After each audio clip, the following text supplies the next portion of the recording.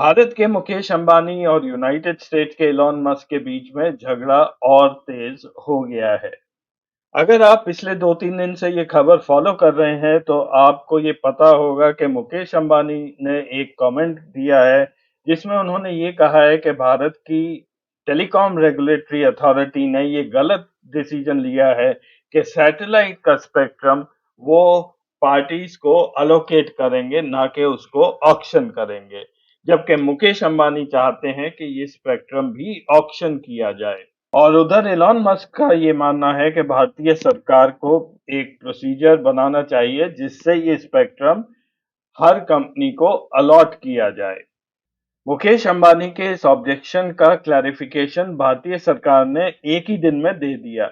ज्योतिरादित्य सिंधिया, जो इस समय भारत के कम्युनिकेशन के मंत्री हैं, उन्होंने ये क्लैरिफाई कर दिया है कि सरकार सैटेलाइट का जो स्पेक्ट्रम है वो केवल अलॉट करेगी, इसमें कोई ऑप्शन नहीं होगा। भारतीय सरकार का ये निर्णय मुकेश अंबानी के लिए, जो कि एक satellite based internet service provider बनना चाहते हैं, उनके लिए ये एक बहुत ही बड़ा धक्का है। ये दो बिलियनियर्स के बीच की लड़ाई मानी जा रही है और इसका कारण बिल्कुल सीधा साधा है। स्पेस में सैटेलाइट सर्विसेज का जो मार्केट है वो 2030 तक 1.8 ट्रिलियन डॉलर्स तक पहुंच जाएगा और हर कोई बिलियनियर इस में हिस्सेदारी चाहता है। ज्योतिरादित्य सिंधिया के इस क्लैरिफिकेशन का धन्यवाद इलॉन मस्क ने अगले ही दिन कर दिया। उन्होंने सिंधिया जी को धन्यवाद देते हुए ये कहा कि we will do our best to serve India with Starlink. Starlink Elon Musk की कंपनी है जो इंटरनेट सर्विसेज प्रोवाइड करती है। भारत सरकार ने जो इलॉन मस्क की बात मान ली और मुकेश अंबानी की मांग को ठुकरा दिया, ये देखकर मुकेश अंबानी अवश्य ही बहुत चिंतित हो गए होंगे, क्योंकि मुकेश अंबानी का मानना ये था कि अगर स्पेक्ट्रम का ऑक्शन होगा, तो वो शायद ज़्यादा स्पेक्ट्रम हासिल कर सकेंगे। क्योंकि एलोकेशन अगर होगा तो ऐसे नियम या प्रोसेस बनाए जाएंगे जिससे जो एस्टेब्लिश्ड कंपनीज हैं उनको फेवर किया जाएगा, जिसमें इलॉन मस्क की स्टारलिंक सबसे ऊपर आएगी, जेफ बेजोस की कंपनी भी आएगी, अन्य प्लेयर भी होंगे, भारतीय एयरटेल भी। तो उस केस में मुकेश अंबानी ज्यादा स्पेक्ट्रम नहीं ले पाएंगे। आज के इस एपिसोड में मैं एनालाइज करूंगा यूएस के इलॉन मस्क की कंपनी स्टारलिंक और भारत के रिलायंस की कंपनी जियो। हम देखेंगे कि सैटेलाइट के स्पेक्ट्रम को पाने की लड़ाई में कौन आगे निकल चुका है। लेकिन ये बात बिल्कुल साफ है कि जब भी दो कॉर्पोरेट्स के बीच में लड़ाई होती है, तो उसका फायदा हमेशा कंज्यूमर को होता है, उपभोक्ताओं को होता है।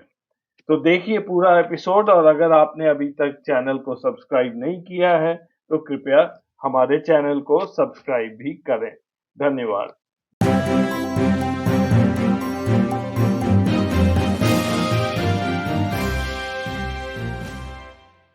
नमस्कार।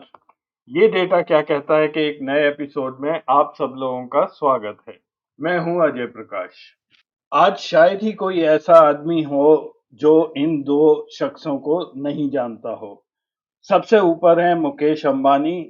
Forbes real time billionaire ranking के हिसाब से ये दुनिया के 13वें सबसे बड़े अमीर आदमी हैं। इनकी नेट वर्थ 1 ट्रिलियन डॉलर से थोड़ी ज्यादा है और उम्र है 67 वर्ष। और दूसरे व्यक्ति हैं इलॉन मस्क, यूएसए के। इनकी नेट वर्थ 2.47 ट्रिलियन डॉलर्स है, यानी कि मुकेश अंबानी से ये लगभग 2.5 गुना ज्यादा अमीर हैं। और इनकी रैंक है नंबर 1, यानी कि दुनिया में सबसे अमीर आदमी इस समय इलॉन मस्क है और उम्र है इनकी 53 साल की।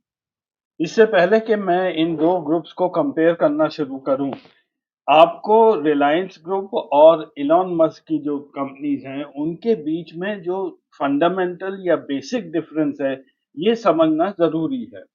आप सबको याद होगा कि रिलायंस की शुरुआत 1980 में धीरू भाई अंबानी ने की थी। सबसे पहले उन्होंने पातालगंगा महाराष्ट्र में एक पेट्रोकेमिकल्स और पॉलिएस्टर फिलामेंट यार्न का प्लांट लगाया था और 1991 के आते-आते ये दुनिया के सबसे बड़े पॉलिएस्टर यार्न मैन्युफैक्चरर बन गए थे और इसी के साथ उन्होंने इंटीग्रेट करके विमल टेक्सटाइल्स भी शुरू की थी। सन 2000 में रिलायंस ने डाइवर्सिफाई किया और भारत में सबसे बड़ी greenfield petrochemical refinery Jamnagar, Gujarat में इन्होंने लगाई। और सन 2000 में ही रिलायंस ने इंफोकॉम में अपना पहला कदम रखा। इन्होंने पूरे देश में ऑप्टिकल फाइबर बिछाया और 2002 आने तक रिलायंस टेलीकम्युनिकेशन में या मोबाइल सर्विसेज में बहुत बड़ा प्लेयर बन गया। फिर 2006 में रिलायंस ने रिटेल में कदम रखा और रिलायंस रिटेल नाम की कंपनी की शुरुआत हुई। क्योंकि रिलायंस टेलीकॉम उनके भाई अनिल अंबानी के पास चली गई थी, इसलिए 2016 में मुकेश अंबानी ने रिलायंस जियो को लॉन्च किया और बहुत ही जल्दी इस कंपनी ने ग्रो किया और एक स्टिफ कंपटीशन भारती एयरटेल को देने लगी। पेट्रोकेमिकल्स आज भी रिलायंस का कोर एरिया बना हुआ है, लेकिन साथ-साथ में कंपनी ने बहुत ज़्यादा डाइवर्स कर दिया। इस चार्ट में आप देखेंगे तो शायद ही कोई ऐसा एरिया है जहाँ पे रिलायंस आजकल नहीं है। रिटेल, टेक्सटाइल्स, ई-कॉमर्स, मीडिया हर जगह पे रिलायंस ने या तो कंपनी नई खड़ी की या किसी एग्जिस्टिंग कंपनी को खरीद लिया। उधर इलॉन मस्क जाने जाते हैं टेस्ला कंपनी के लिए। टेस्ला यूएस की एक कार मैन्युफैक्चरिंग कंपनी है जो इलेक्ट्रिक व्हीकल्स बनाती है। इन्होंने पहले इस कंपनी में इन्वेस्ट करना शुरू किया और बाद में इसके चेयरमैन भी बन गए। उसके बाद इन्होंने उसी कंपनी में ड्राइवरलेस व्हीकल्स भी उन्होंने इंट्रोड्यूस की। इलॉन मस्क यूँ तो साउथ अफ्रीका के नेटिव थे, लेकिन 2002 में ये यूएस के सिटीजन बने। इलॉन मस्क का शुरू से ही एक extreme technical bent of mind रहा है।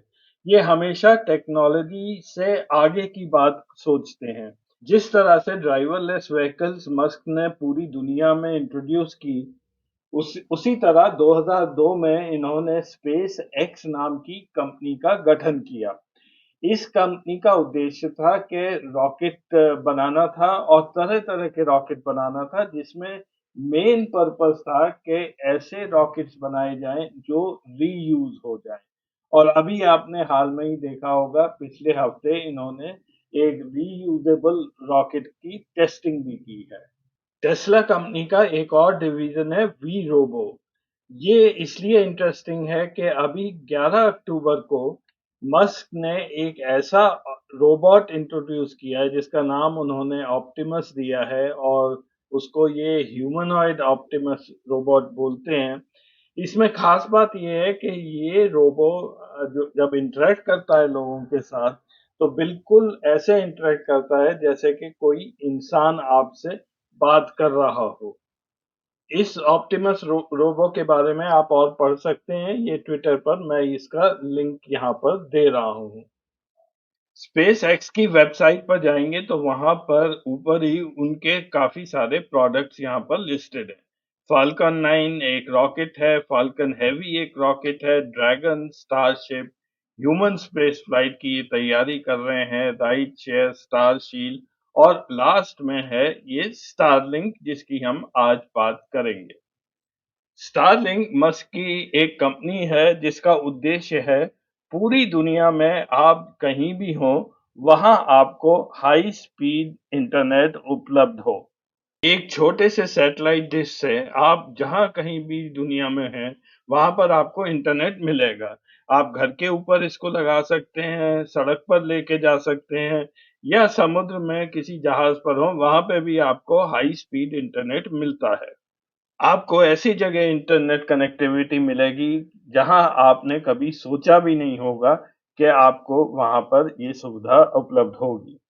स्टारलिंक के यूजर्स के फीडबैक के अनुसार इंटरनेट की स्पीड लगभग 25 से 220 एमबीपीएस के बीच में उन्हें मिलती है और एवरेज 100 एमबीपीएस है, जो लगभग उसी के बराबर है जो आपके घर में ऑप्टिकल फाइबर द्वारा जो आजकल ब्रॉडबैंड आपको उपलब्ध है।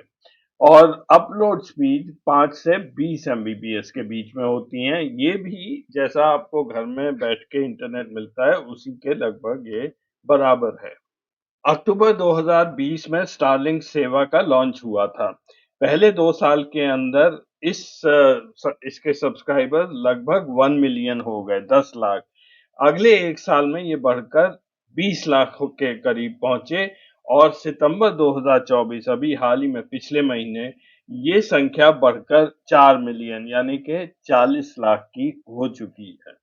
स्टारलिंक के रेवेन्यूज 2022 में 1.4 बिलियन डॉलर थे, लेकिन घाटे में थी। थोड़ा सा प्रॉफिट दिखाया गया 2023 में और इस साल 2024 में इस कंपनी का रेवेन्यू लगभग 6.6 बिलियन डॉलर्स तक पहुंचेगा और कंपनी पूरी तरह प्रॉफिटेबल हो जाएगी। अगर आप देखें कि इलॉन मस्क की कौन सी कंपनीज हैं जिन्हें जिन्हें वो ओन करते हैं या जहां पे उनके इंटरेस्ट हैं, तो काफी नाम आपको जाने पहचाने से लगेंगे। एरोस्पेस में स्पेस एक्स है। एआई में जो आजकल बहुत तेजी से बढ़ रहा है, ओपन एआई यानी कि चैट जीपीआई, ये उसके फाउंडर, इन्वेंटर और एडवाइजर है। फ्यूचर ऑफ लाइफ ये एक और कंपनी है। स्टारलिंक मैं बात कर रहा हूँ। इंफ्रास्ट्रक्चर में the boring company. Transportation hyperloop, आपको याद होगा एक एक्सपेरिमेंटेशन हुआ था पूना से बॉम्बे के बीच में हाइपरलूप बिछाने की। ये एक्सपेरिमेंट फेल हुआ था हिंदुस्तान में। ऑटोमोटिव टेस्ला हम बात कर चुके हैं। Energy solar city. तो एक तरह से इलॉन मस्क केवल डीप टेक में है। जिस भी सेक्टर में जाते हैं वो केवल टेक्नोलॉजी की बात करते हैं और ऐसी टेक्नोलॉजी जो उस सेक्टर को एक बार हिला के रख दे, जिसको हम अंग्रेजी में बोलते हैं डिसरप्टिव टेक्नोलॉजीज। अब स्टारलिंक के सब्सक्राइबर और रेवेन्यू को कंपेयर करते हैं रिलायंस जियो के रेवेन्यू और सब्सक्राइबर बेस से। रिलायंस जियो को मुकेश अंबानी के 32 वर्षीय सुपुत्र आकाश अंबानी चलाते हैं। ये इस कंपनी के चेयरमैन हैं और किरण थॉमस इसके सीईओ हैं। इस कंपनी का रेवेन्यू 2023 में लगभग 14 बिलियन डॉलर्स था और प्रॉफिट 2.4 बिलियन डॉलर था। टोटल एसेट्स इस कंपनी के फिलहाल 61 बिलियन डॉलर हैं। 2016 में जब रिलायंस जियो लॉन्च हुआ तो रिलायंस के सब्सक्राइबर्स बहुत तेजी से बढ़ते गए। पहले ही साल में ये 100 मिलियन क्रॉस कर गए। लगातार बहुत तेजी से बढ़ते गए और इस साल 2024 में ये 481 मिलियन के आसपास पहुंच चुके हैं। रिलायंस जियो का रेवेन्यू भी निरंतर बढ़ता जा रहा है काफी तेजी से। 1 लाख करोड़ का रेवेन्यू 2022 में कंपनी ने पार कर लिया, जो इस साल आके 1,32,900 करोड़ को पार कर गया। रिलायंस जियो प्राइमरली इंडिया बेस्ड सर्विस है, लेकिन अगर आप इस पर डेटा देखें जो ये काली लाइन में यहाँ पर दिखाया है, तो आप देखेंगे कितनी तेजी से ये बढ़ता जा रहा है, यानी कि इसका यूसेज बढ़ता जा रहा है, इस नेटवर्क का यूसेज बढ़ रहा है। नीली लाइन है चाइना टेलीकॉम की, जो हमसे बहुत आगे थी, लेकिन इसी साल में पहले क्वार्टर में रिलायंस जियो के ऊपर जितना भी डेटा ट्रैफिक गया है, उसने चाइना टेलीकॉम को पीछे छोड़ दिया है। और इस झगड़े या कंपटीशन की जड़ यही है कि स्पेस बेस्ड कम्युनिकेशन मार्केट अगले 4-5 सालों में 1.8 ट्रिलियन डॉलर होने जा रहा है। तो हर किसी को एक इस मार्केट में एक शेयर चाहिए। अगर हम मुकेश अंबानी की कंपनी रिलायंस जियो और इलॉन मस्क की स्टारलिंक को अब हम कंपेयर करें और सारे एस्पेक्ट्स अगर हम कंसिडर करें, तो आपको ये समझ आ जाएगा कि क्या खेल चल रहा है हिंदुस्तान में।